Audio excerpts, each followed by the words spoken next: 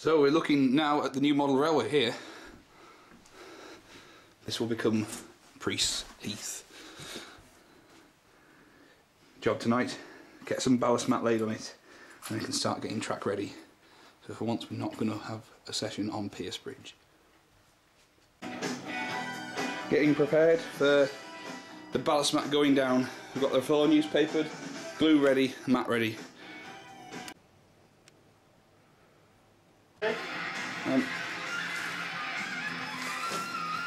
So far we've managed to get quite a bit of it ballast matted. Well, we've done all the ballast matting that we can do for tonight.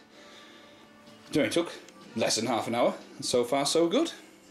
Nice blank canvas.